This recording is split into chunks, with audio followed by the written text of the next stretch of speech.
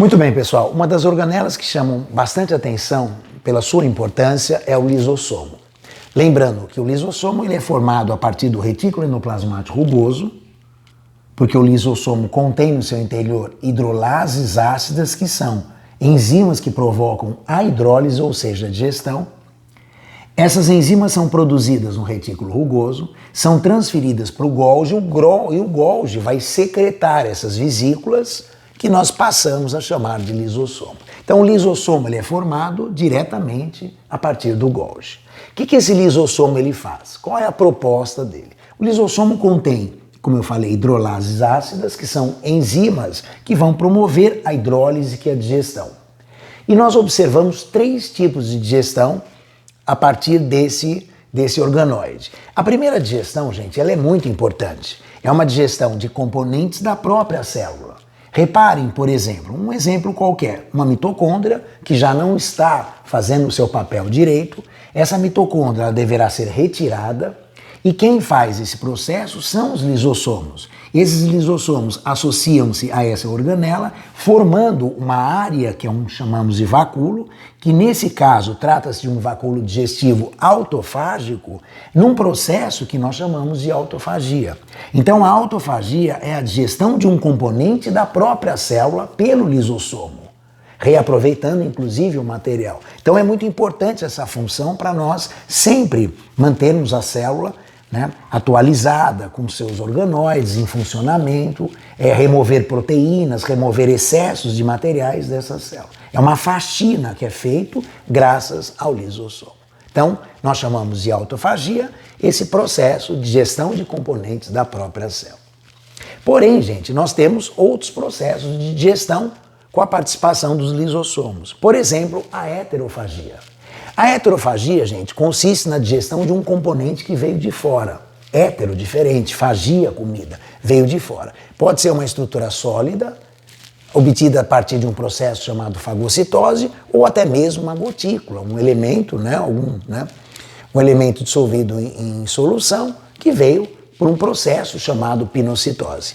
Então, a endocitose, que corresponde à fagocitose ou pinocitose, esse material que entrou, vai sofrer um processo de digestão. Nesse nosso caso, está entrando um sólido, há uma emissão de pseudópodes.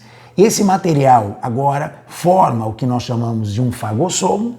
Esse fagossomo agora associa-se a lisossomos, formando esse vacúolo digestivo que nós chamamos de vacúolo digestivo heterofágico. Então, com isso, nós temos a digestão desse material.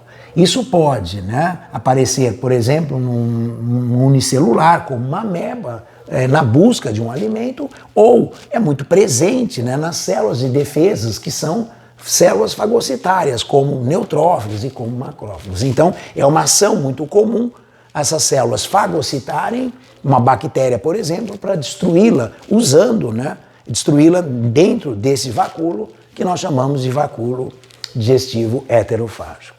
Muito bom.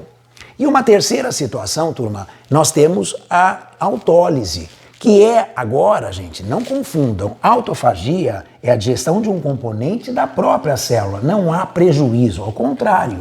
Agora, nesse caso, na autólise, nós temos a digestão da estrutura celular como um todo. O que acontece numa visão mais simples, é o rompimento do lisossomo sem que haja a formação de um vacúolo que o proteja e, consequentemente, esse conteúdo, essas hidrolases ácidas promovem a digestão dessa célula, acabando por matar essa célula. Então, a autólise nada mais é do que a morte celular e foi provocada pelo rompimento desse lisossomo.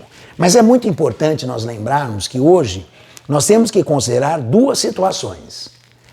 Uma autólise, ou seja, uma morte celular que foi provocada e, portanto, esse lisossomo rompeu-se em função de uma substância, de um componente bacteriano, uma secreção bacteriana ou um processo de trauma, enfim.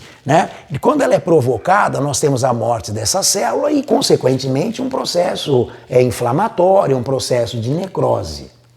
Entretanto, nós temos uma outra situação, que é uma morte celular programada. Nesse caso, é importante entender que a célula, ela provoca isso. ela aciona um mecanismo que ela vai autodestruir essa estrutura celular. Então existem hoje vários mecanismos, né? O mais famoso é a P53, e nós sabemos que várias coisas pode provocar isso. Então a célula, vamos imaginar que ela se sentindo ameaçada, ela provoca a sua autodestruição para não comprometer o resto do organismo, ou porque é o tempo de vida celular e ela vai se destruir. Então, na apoptose, nós temos vários exemplos. Um exemplo muito bonito é a regressão da cauda do gerino. Essa regressão acontece exatamente porque nós temos o rompimento desses lisossomos e um processo de digestão dessa cauda. Mas nós chamamos isso de apoptose porque ele é um processo programado. A mesma coisa acontece com as membranas interdigitais que nós temos, né, informação, mas que nós nascemos sem essas membranas. Porque as células que estão presentes nesse tecido que forma as membranas, elas sofrem um processo de apoptose. Há uma programação genética, ela se autodestrói, limpando essas membranas e removendo, portanto, essas membranas. Ok? Então, é importante lembrarmos, mais uma vez, que o lisossomo, ele participa diretamente da digestão intracelular, ele é formado diretamente pelo Golgi, contém hidrolases ácidas e realiza 3 tipos de processos digestórios. A autofagia, que é a digestão de um componente da própria célula, a heterofagia, que é a digestão de componentes que vieram de fora, e a autólise, que na verdade é a morte celular, porque o lisossomo rompeu. Porém, como já falamos, pode ser programado ou pode ser, na verdade, provocado. E nesse caso nós temos vários exemplos importantes. Um exemplo importante é a silicose. A silicose, na verdade, consiste na inalação de silício, que é matéria-prima. Antigamente, fábricas de cerâmica, vidro, e esse silício não tem quem faça a digestão. Ao acumular no pulmão, células de defesa fagocitam esse silício, acabam rompendo o seu lisossomo e tendo um processo de autólise no pulmão.